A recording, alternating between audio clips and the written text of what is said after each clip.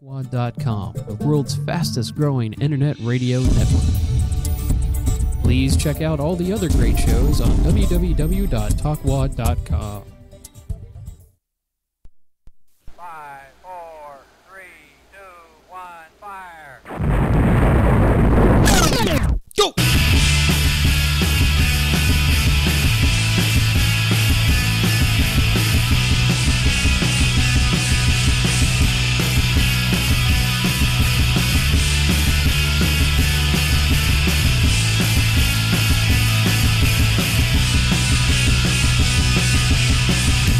Running, but I get nowhere. I'm a wreck, but I'm having a ball. Got friends in high places, but I'm stuck to the ground, and I still got 2 meters to fall. Burn the bridges that I need the most, and watch the water grow too deep to board. Plan ideas, but the plans collapse. It'll be hell, they win in stores. I age a little, I'm still immature. I'm a mess with a smile, but I'm feeling fine. If you're willing, there's a cure.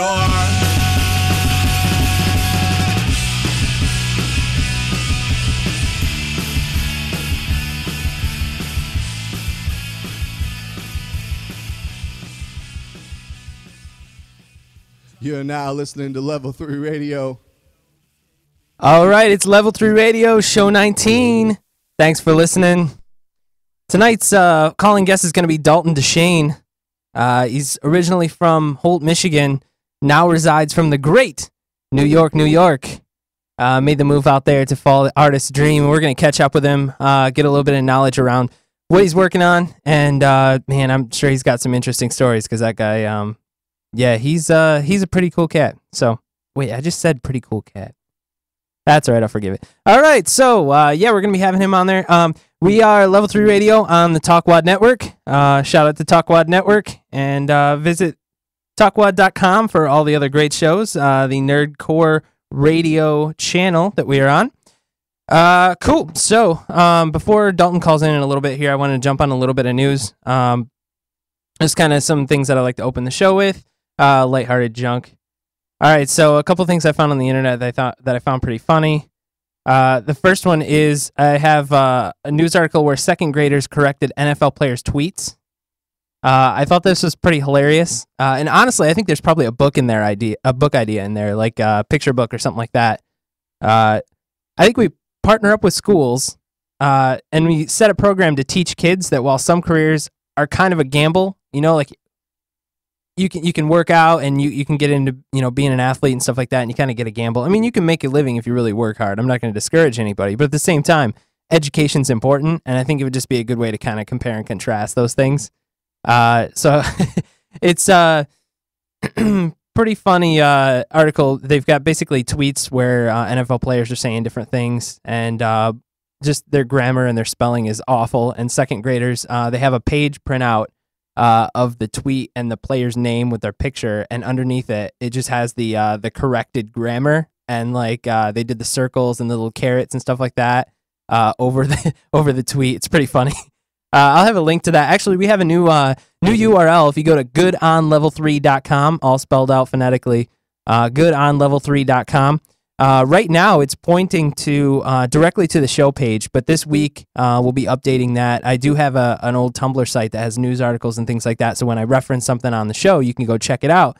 And since we made the transition to the webcast to TalkWad Radio, I got to kind of catch that back up, so that will be happening this week. Go check it out. It's goodonlevel3.com. And there will be links to the other shows and guests and things like that, so everybody's kind of just got a central hub, and you'll be able to find anything you're looking for from the show. The South Africa score has turned. I found a news article that maybe appeals more to the nerdy side of me. Recently, the seals are definitely on the board. They off the coast of South Africa. Recently, they've discovered that some seals are attacking sharks. It's crazy. They're finding pictures and things where seals, normally they would just kind of be like hiding from the sharks, and they swarm around and they get them. Actually, the seals are going out and attacking them now, so the score is now 9,876,231 to 2. So anyone who's following. There was a North Korea video that went viral this week. I'm sure you probably heard about it, but if you hadn't, it's a propaganda video. It's against America, talking about how, you know, the evils that we portray are going to come back to us, and it's celebrating their recent missile testing. But they've taken it down already amid uprising from Americans. And actually, they found out that the video that's in it shows buildings on fire and things like that. It turned out that it was a screenshot, a screen video of Activision's Call of Duty Modern Warfare 3. Some players saw the video and recognized it, went back and researched it, and sure enough, it does have a scene from Modern Warfare 3. There were some rumors suggesting that the video was made by Activision as a viral marketing campaign, but I really don't think anybody is that stupid. I mean, viral marketing is one thing, but who's going to put a video of New York in flames? No. Don't think it's going to happen. Okay. One more thing. I did find another pretty funny article. Frodo, if you're available to help me out with this one so I can put some pictures up for the people watching on webcast. Awesome. This is a pretty funny article. It's actually it's on penispans.com for like bachelorette parties and things like that. They have penis pans. Frodo, if you can show them, there's the standard one. So they kind of know what that is. So that is the penis pan if you're watching on if you're playing at home. And it's for bachelorette parties, so you can make cakes that are in the shape of penises and things like that. Well, they're trying to make the penis pan relevant for the rest of the year when you're not in the penis mood, I suppose. So there's there's the wizard cake. Let's show the wizard cake. That's pretty awesome. Nice beard there. I'm a fan of that. It's pretty good. Hey, if you're listening online, you're not hearing it, then definitely go to goodonlevel3.com. I will have a link up this week, and you can check it out and get the pictures. Let's see. So we got the wizard one. There's an alligator one. Let's go. Putting you to work tonight, man. There's an alligator one. Pretty fun. There's a palm tree cake. That one's okay. Since we're in Florida, I'll go ahead and show that one just because why not? And then, let's see. Jumping down. Elephant cake's pretty good. Maybe we can skip that one. Farm cake's pretty good. We'll go right to UFO cake. Let's go to UFO cake. This is damn good. That's your favorite, Frodo? Yeah, that's his favorite. That's a good one. If you look in there close, there's actually an astronaut character and an alien character right on what would otherwise be the old testicles. Jumping in classy. I heard that my boss's boss might be listening tonight, so jumping in with the classy stuff right away. All right. Let's see. We got a balloon cake. That one's pretty funny. I thought maybe a funny way for like a mom. I don't know. Is this pushing it too far to have like a mom sneak the penis cake into like maybe a young kid's birthday party? That's brilliant. It kind of looks like it, doesn't it? Just like a happy birthday, you're 2. Oh, God, that's pretty funny. Fireworks will skip. Okay, I'm not sure if my mom's watching the show, but let's put up the lighthouse cake for my mom. She loves lighthouses. This is the penis cake lighthouse, in case you're watching, Mom. Hope you appreciate the lighthouse cake. It still kind of looks like a UFO. Oh, it kind of does. The top part there, the head, if you will. Like an abduction ray. Exactly. In fact, I kind of think I like this as a UFO better than the other UFO one. Oh, man. You know what would be really sweet is if we took this one and actually changed it into like a Men in Black cake and had like a Will Smith down beneath it. I like it. And then finally, we'll do the Christmas tree if you want to show that one, just to end on the Christmas tree holiday note. There you go. That's a nice Christmas tree. Awesome. Cool. Thank you so much. So those are the alternate uses for the penis pans, in case you got one for your bachelorette party, and you wanted to use that the rest of the year round. So that's a good one. All right, I got one last news article to kind of chat about, and then we'll see if Dalton's on. Oh, hey, Dalton has a pretty good crass sense of humor, so maybe he appreciated the pans if he's watching. But anyway, so there's an abandoned cruise ship called the Duke of Lancaster. It's recently become an awesome graffiti blank canvas in North Wales overseas. It was grounded in 1979, and it's been renamed the Fun Ship and consequently used as a bar and a flea market since then in the 80s. It's kind of sat dormant for a while, so some artists have recently started painting on it, and it's a freaking awesome scene. I mean, there's kind of Banksy-esque graffiti on there, and they're doing all kinds of sweet stuff with it. So there's, let's see, I'll put some pictures of that up on this. There's 3 monkeys in suits. There's an Asian lady with a fan. Guy in a scuba diving gear. Just awesome stuff, like 30-foot high graffiti pieces. So really cool. I guess originally some of the people in the area had protested, but they let them go, and now everyone's just kind of enjoying the art. So I'm really a big fan of things like that. Just, it's an eyesore sitting around the town, and they turn it into something cool. Actually, one of my favorite things about, shout out to Good on Detroit up there. They've got a bunch of abandoned buildings, and there are artists who come from all over the world to paint. I know the old Packard plant is like 10 blocks wide, and it's basically been turned into a giant art museum for people from all over the world. And it's just amazing things. I know there's, and not just art too, there's just weird random things. Like I know on the 3rd floor one time we kind of went in there, and obviously you kind of have to break in, but the Detroit police, the last thing they care about is who's in an abandoned building. So they just don't enforce anything. But so on the 3rd floor, there was a boat. Nobody had any idea why. And yeah, so there was a boat, and it's graffitied and broken and stuff. And then I believe on the 4th floor there was a dump truck or something like that. And there's actually a video if you go online. I don't think Frodo, am I allowed to pull YouTube videos and have you show those? I don't know. Anyways, I'll download it later or something. Maybe put it on the next show. But there's a dump truck that basically just they pushed out from the 4th story down, and there's nobody around. So it's like they got it on video, and it's this amazing thing that you would just never see because it would never happen in real life, except this town is just so abandoned that it happened. Amazing thing. Is that Dalton? Never happened. It is. Dalton, welcome to Level 3 Radio. Thank you so much for joining us. Thank you for answering my call, I guess. Oh, man. It's so good to talk Can to you you. hear me? Yes, I can. Welcome to Level 3 If you could, turn the radio down because we're getting a little bit of echo in there, but thank you so much. Or turn the show down. But Yes, I can. If you could turn the radio down, because we're getting a little bit of echo in there. Hold on, can you hear me? Yeah. All right, cool. We got it down. Nice, man. So Okay. I'm so glad to have you on, man. Tell me about what you're working on right now. As far as I know, you got a little bit of music you're working on, something to release. Oh, hold on. So I was so lost because I'm watching the feed online, and there's such like a delay from like us talking, and I had no idea who I was talking to.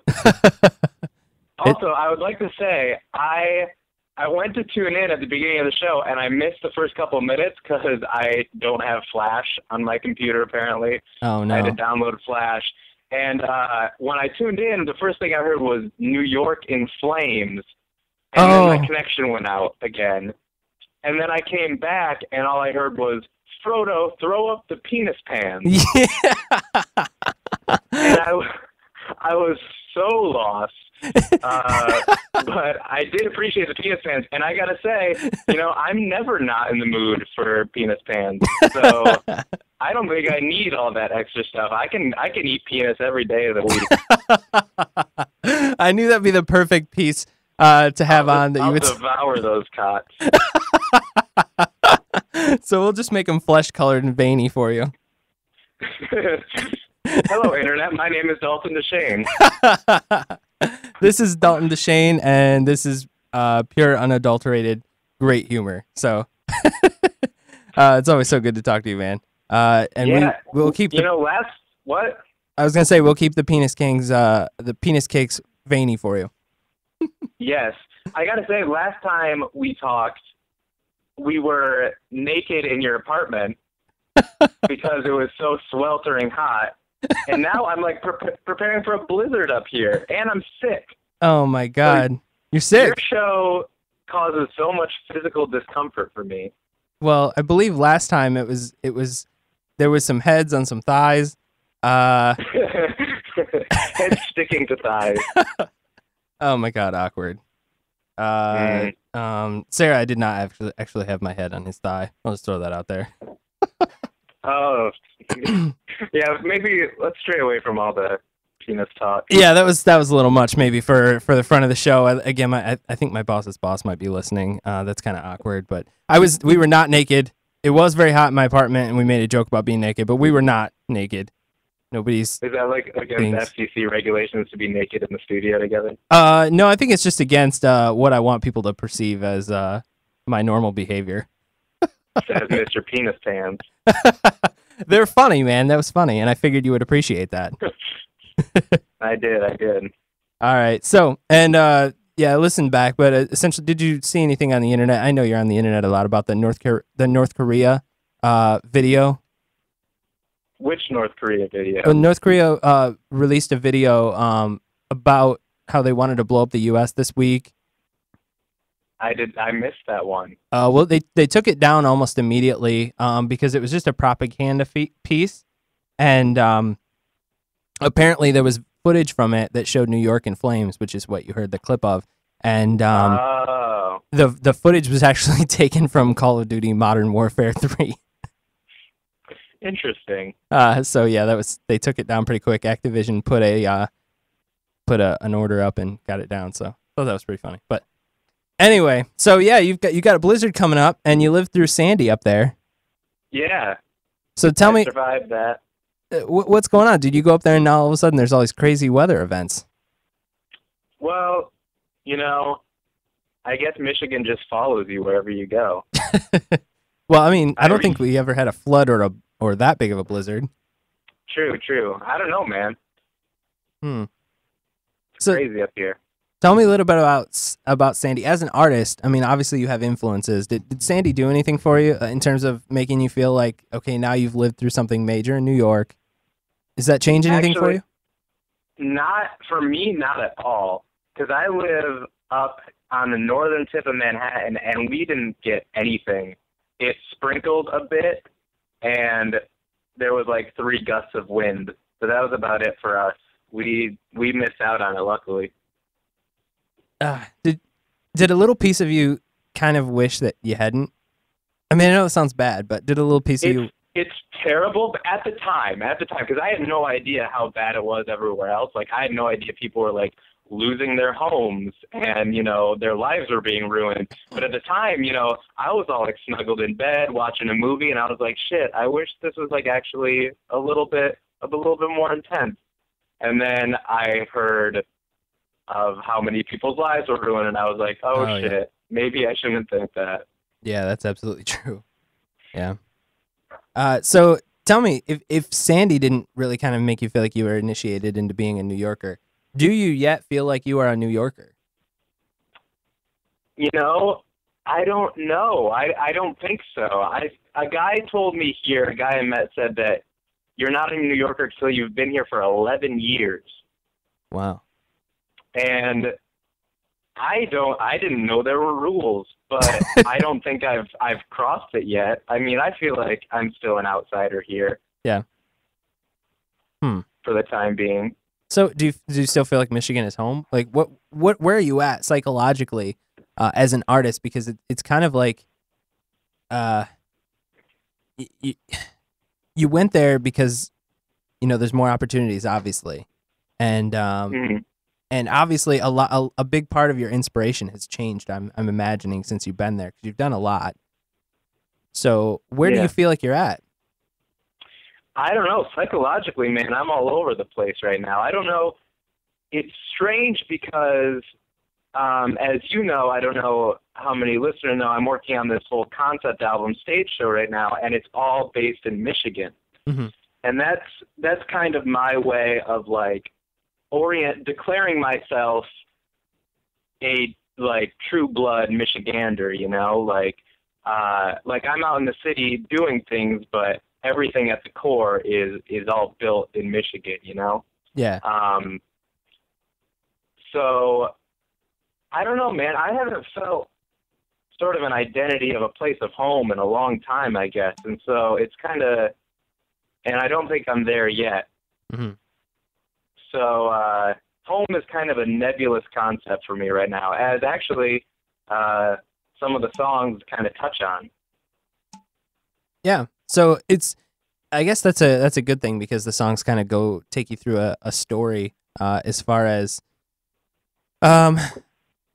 where you're at, and it's I guess it's difficult. I'll ask it this way. You tell the stories from a third party perspective, as if you're telling the narrative from an outside person. How much do they actually reflect your own life? Quite a bit, actually. What's kind of sad, I brought 2 songs tonight. The first one is a straight up love song, and the second one is this fucked up trip through like this insane man's mind.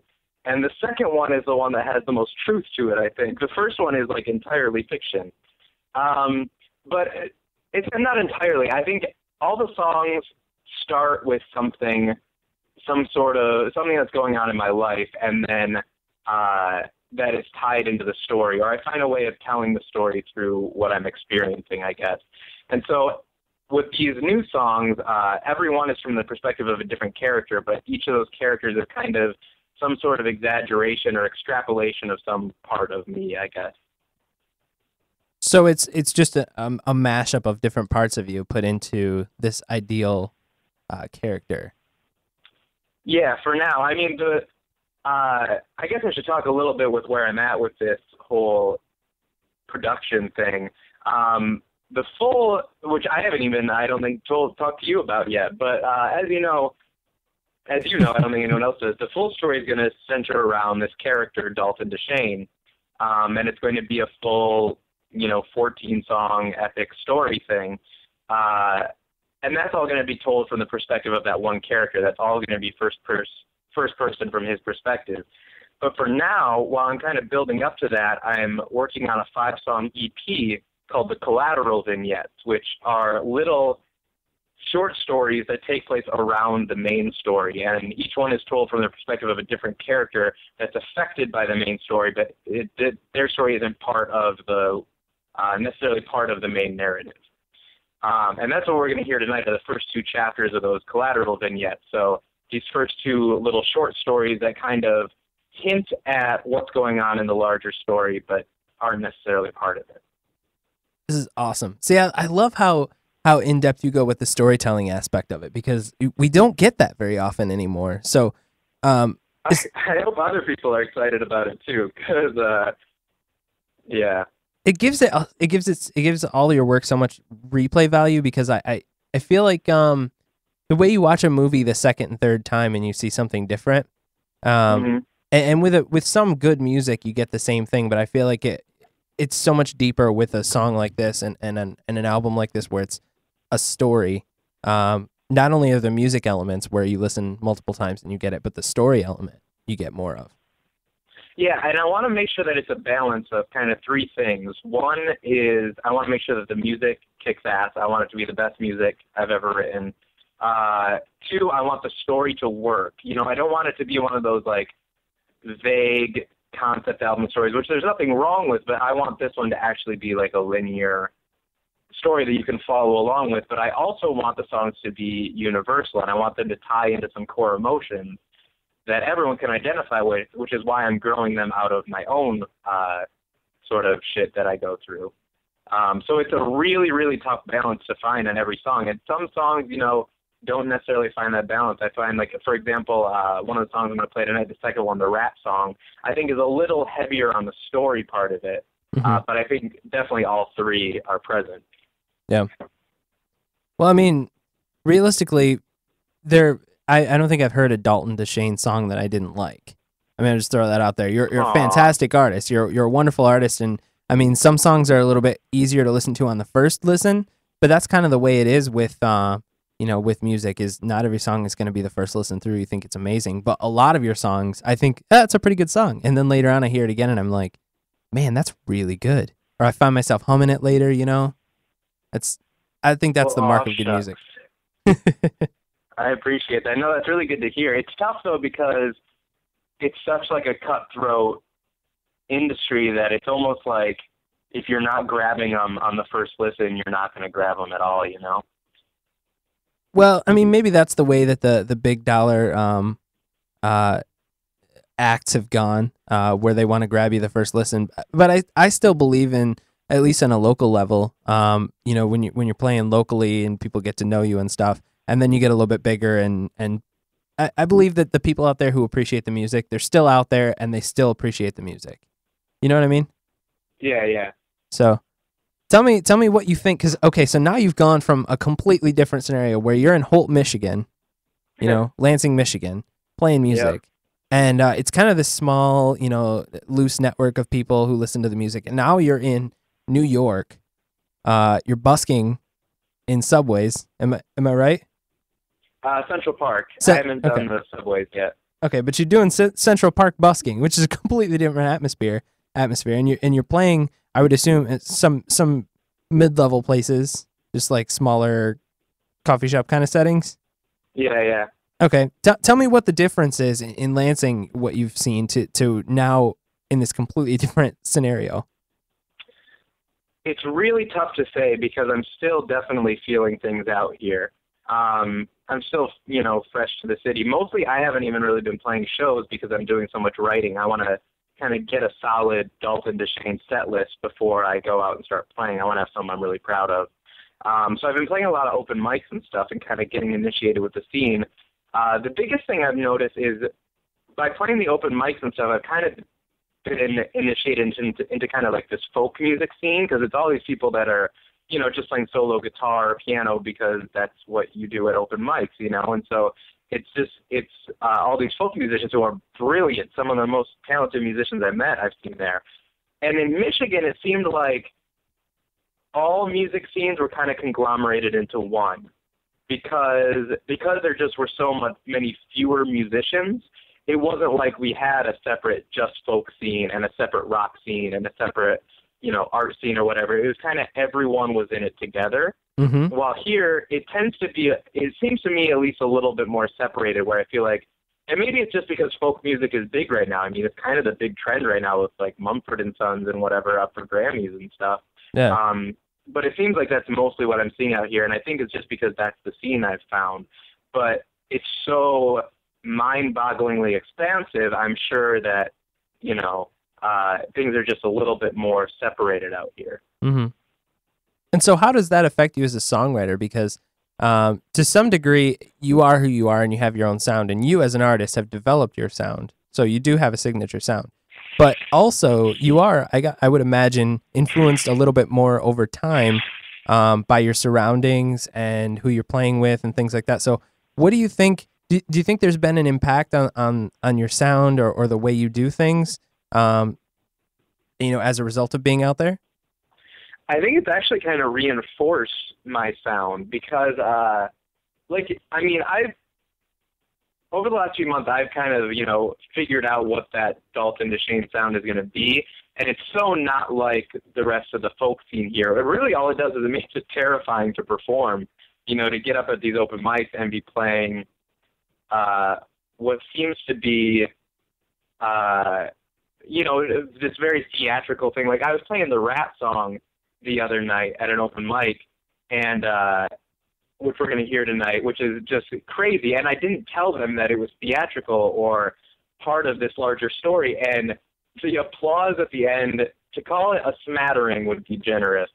And afterwards, I talked to another musician, and he said, you know, I don't say this much, but you might want to talk about, like, what your songs are about before you play them, because I think everyone here thinks you're crazy. And it just didn't occur to me, you know, there's not many people doing that kind of theatrical element at open mic nights, you know? Yeah. And so I don't think they were necessarily on board. But it makes me stick to kind of the path I'm on, because I see this scene that's there, and I'm like, yeah, but I want to do my own thing, you know? Yeah.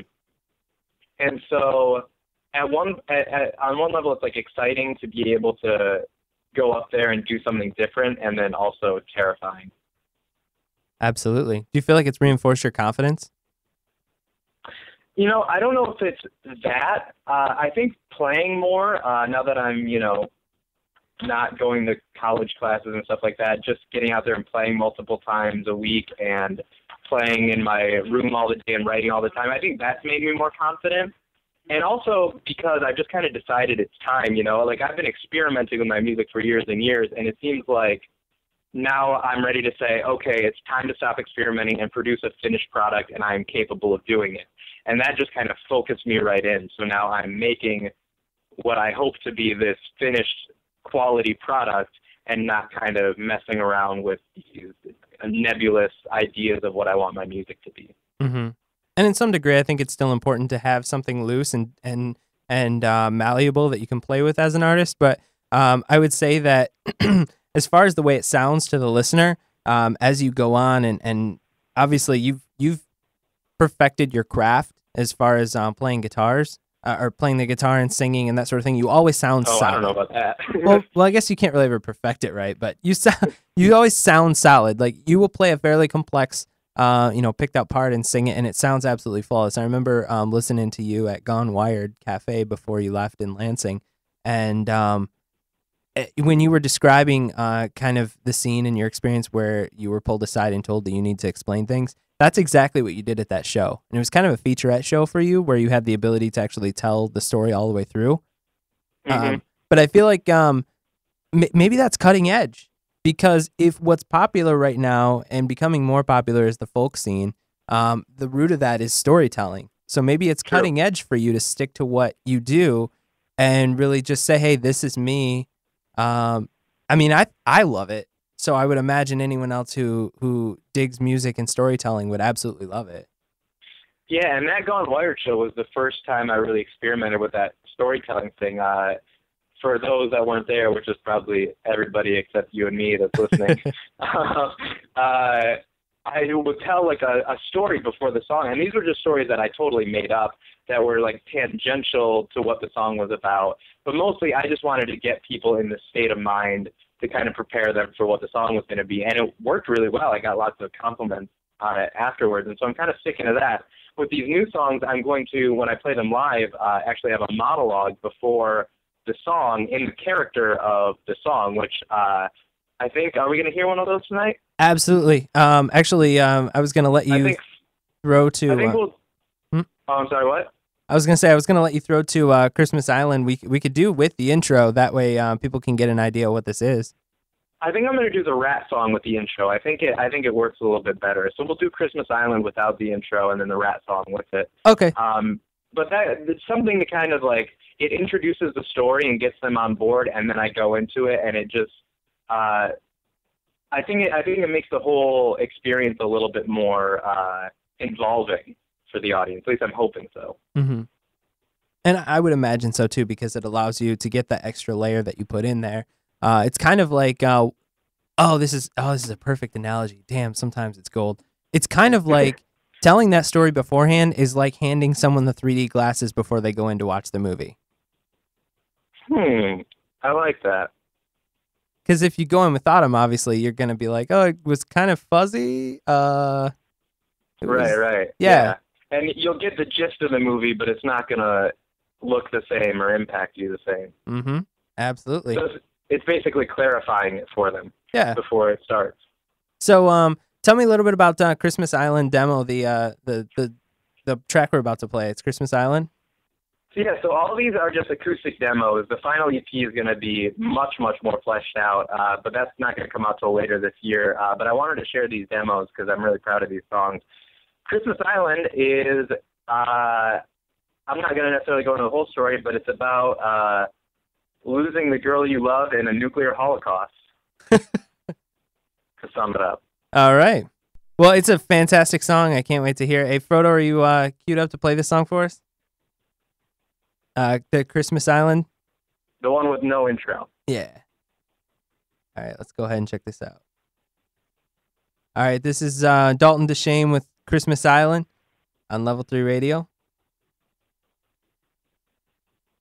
Oh, gotta be right there. With no intro. There you go. With no intro.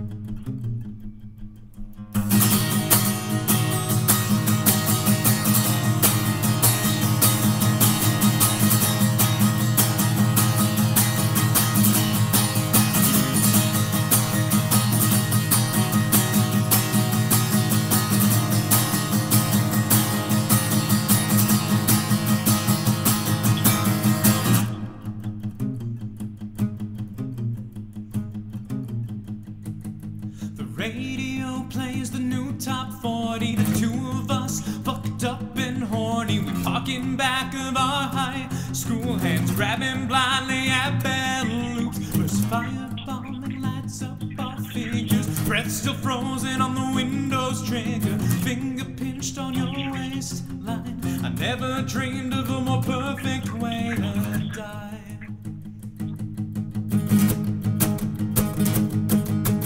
Radio plays its final broadcast, an air raid siren, a distant plane crash. You drive me back to my dad's house, my fingertips on your back. How'd I let you leave without a final squeeze? Breath run tight and no mess to leave. I'm shaking still while you pull out. My eyes are dry while my eardrums bleed.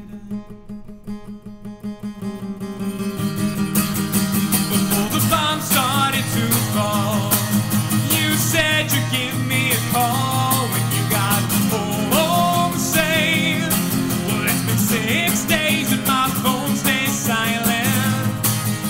I had something to tell before they blew us all to hell. And it's that I'm yours, and I'll be waiting for you on Detroit Christmas Island.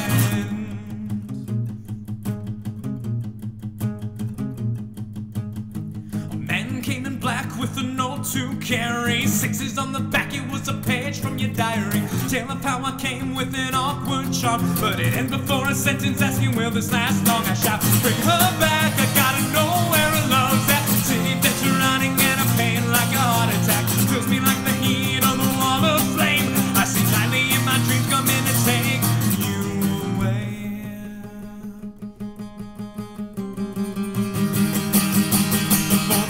Started to fall.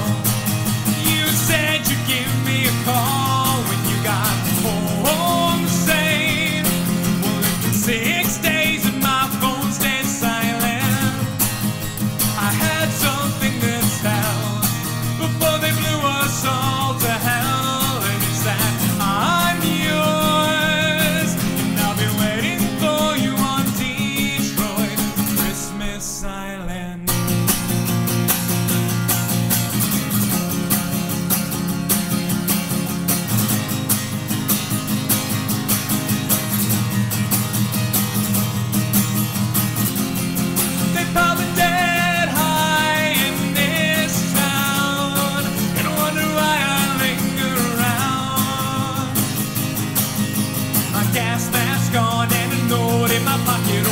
See the face I wrote it for. I hope I never have to leave it at a dead girl's door before the bomb started to fall.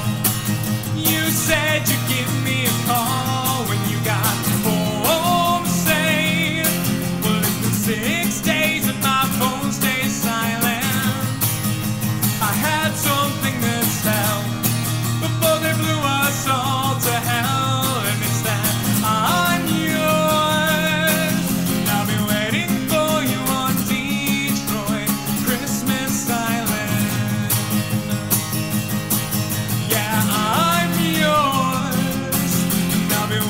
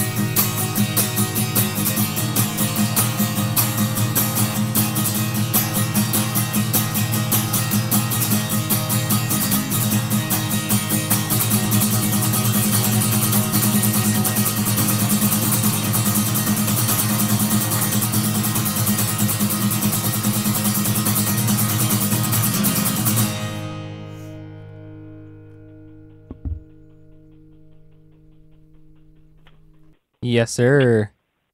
That is Dalton DeShane with Christmas Island, a demo recorded for the show, directly for the show, man. Thank you so much for that. Mm-hmm. That's so good. Well, last time I was on, I premiered a new song, so I figured I had to up the ante this time. Oh, man, now we got two. Mm-hmm. Thank you so much. I really appreciate that. It's really cool to hear new Dalton music and then to be able to share it with everybody is really cool. So, man, that song's fantastic. It's like it kind of gives me a visual. I don't know if it's maybe because I'm from Michigan and I know exactly what you're talking about, but it kind of I get a visual with it. You know what I mean? That's good. Yeah. Good. So that does a good job of you're like you said, you're establishing yourself as a Michigan presence. Mm-hmm. It's beautiful, man. Cool. So, kind of the second half of the hour, I wanted to maybe get a little silly.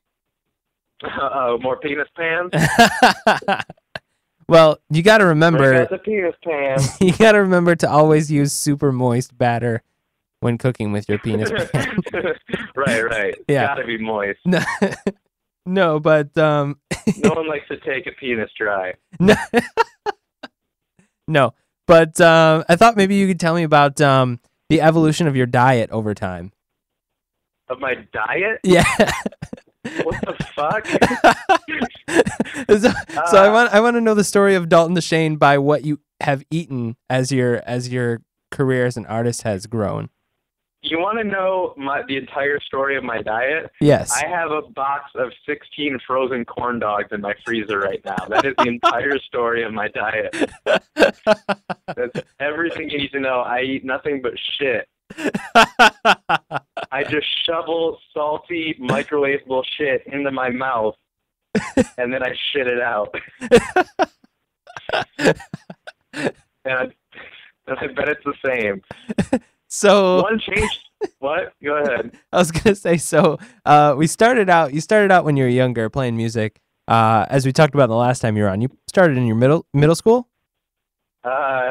Yeah, I've playing rock music. Yeah, I guess I was junior high. Yeah. Okay, so tell me about your diet in junior high.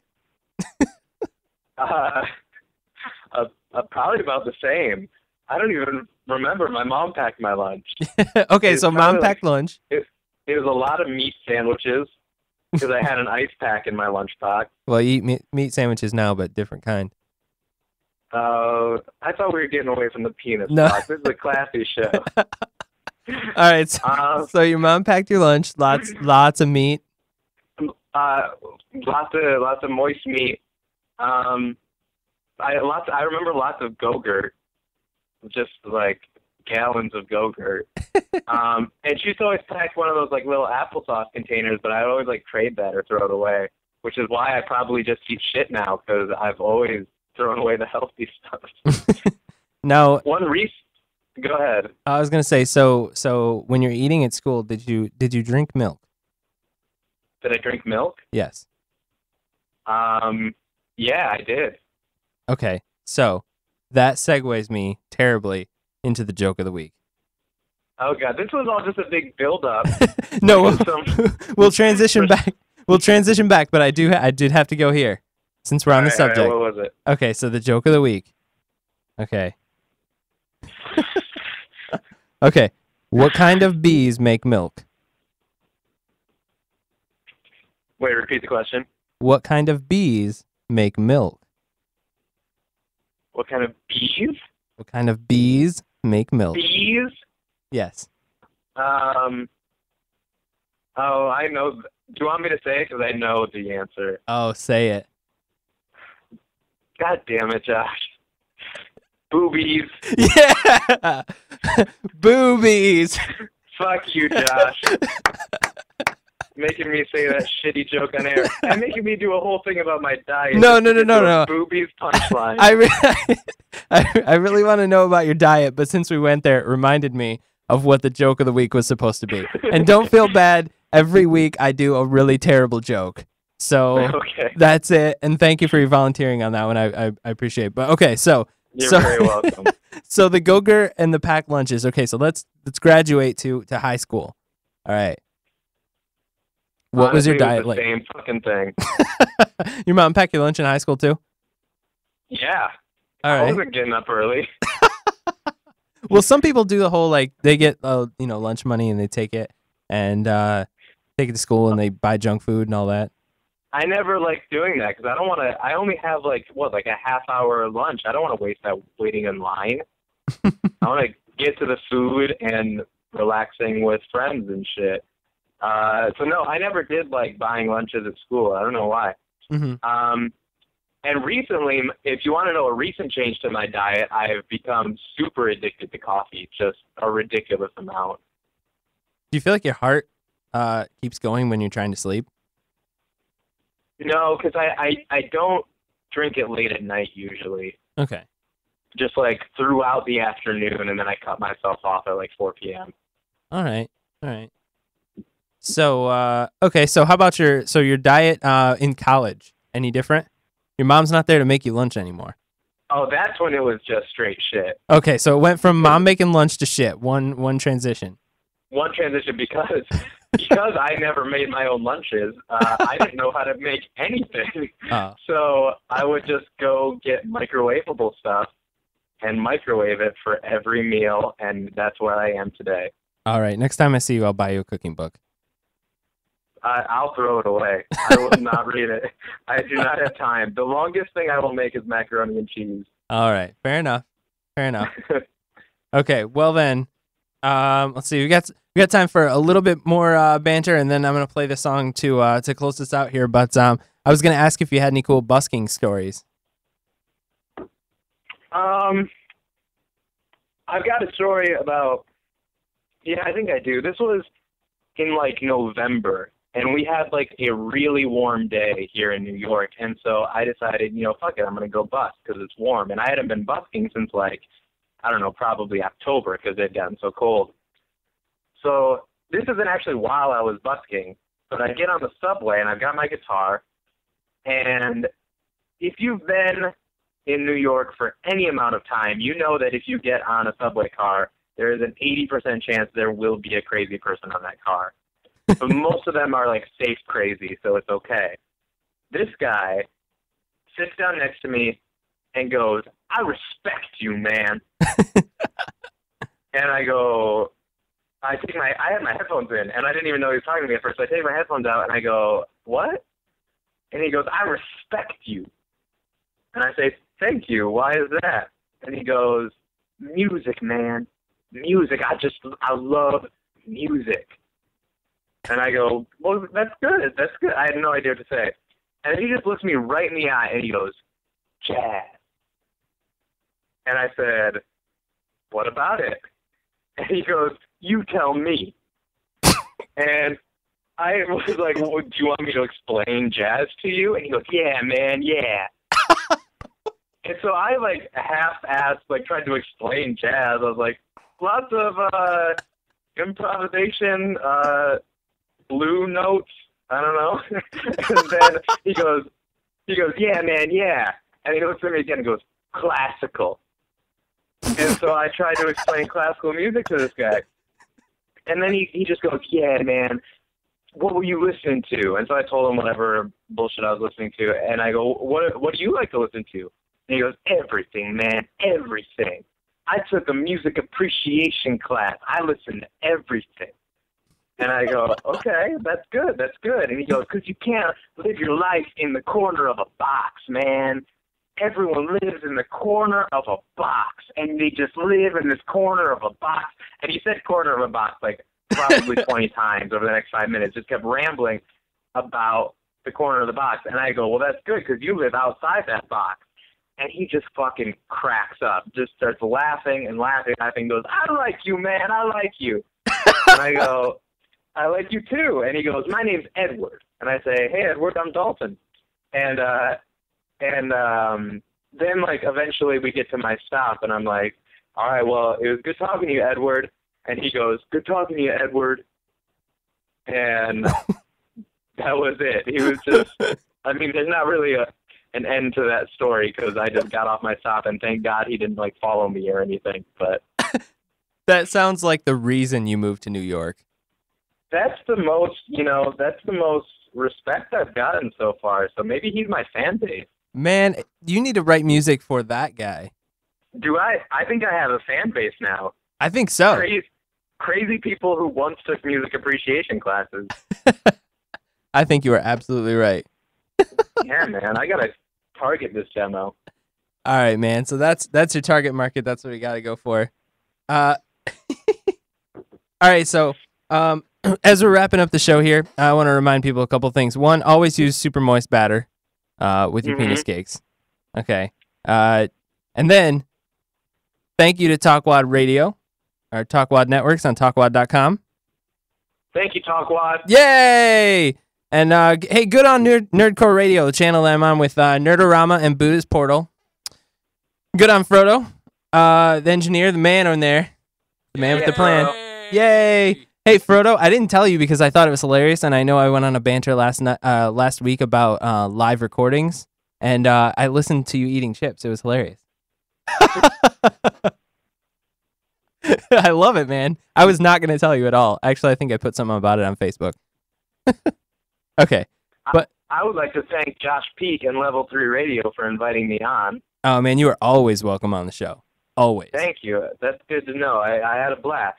Yay! Hey, and the moral of the story this week is don't live in the corner of a box. You can't live your life in the corner of a box, man. Can't do it, man. Cool with the blue notes. Hey, Dalton, Dalton, where can people go to hear your, or to check you out a little bit more? Well, these songs aren't going to be up for a while because I got to finish the EP. But if you want to hear my last EP or any of, I'm also a composer, so any of the composing I've done, any of that kind of stuff, you can go to DaltonDeschain.music.com. All right. Deschain is DESCHAIN. Also, DaltonDeschain.com is my personal website. You can get on there. You can like me on Facebook. I would really appreciate that. Just under Dalton Deschain. And yeah. Cool. And I will have a link to those on goodonlevel3.com this week that will be going up live. Good on Level 3. All right. Hey, Frodo, if you want to play the rat song with the outro, or with the intro. Rat song with the outro. We'll go out on that. Thank you so much for jumping on, Dalton. I really appreciate it. You're awesome. It's always great to have you on. Thank you, Josh. Thank you, Level 3 Radio. All right, and that wraps it up. Show 19. Thank you so much for listening, everybody. Hey, good on you guys. Have a good one. No. I ain't no native. I ain't from here. I came from a town called Mount Pleasant. Mount Pleasant, which as you know is anything but. Utopianism, huh? Utopianism. Remember that? From the radio ads.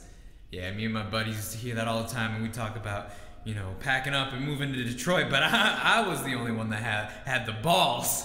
Thought I was leaving them behind to rot. Ha! Yeah. So that's how I ended up in Detroit. And I had been there. I had been there a week when it happened. He lit up one of them bombs and just blew down a whole city block. People and all, no warning, just utopianism. Survived. Yeah, in a very a loose way of the word, you could say. The apartment's above me, and I was trapped for 10 months, trapped in my kitchen. Not a fucking soul even looking for me. But I had my friends, the little rats that would climb in to see me. Those little bastards, they kept me alive. No, because I would eat them. And I think I heard a word for that once. They call that cannibalism.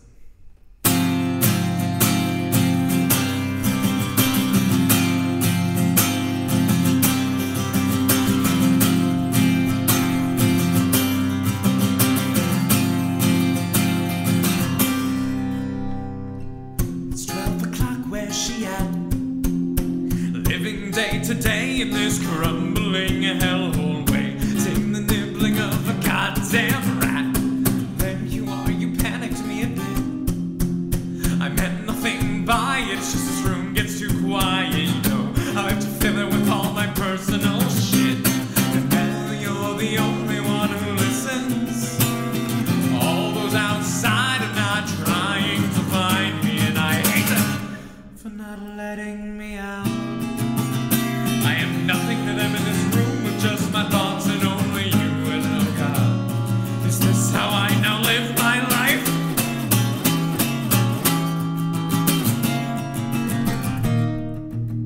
And I called her Melody, cause that was what was in my head. Some tune from Germany I haven't heard since in the trenches of a war I fought a lifetime before.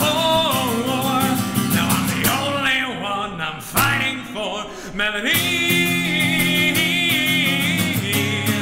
They left us behind, but you're the only friend that matters, Melody. You will always be mine. And you know what happens to those who try to flee? They end up in the belly of a rat.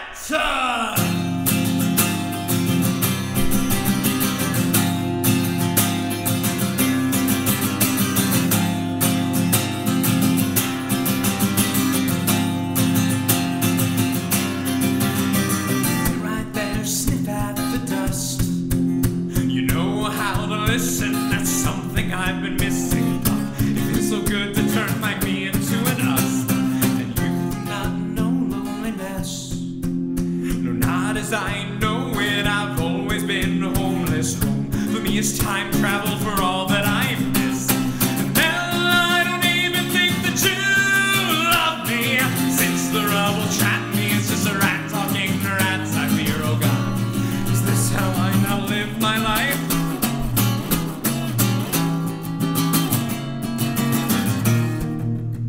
And please don't abandon me, because that's all I've ever known. And now insanity seeks it before I see the daylight. I was grown too hard to remember who I loved before. For my own life I'll keep fighting for a melody.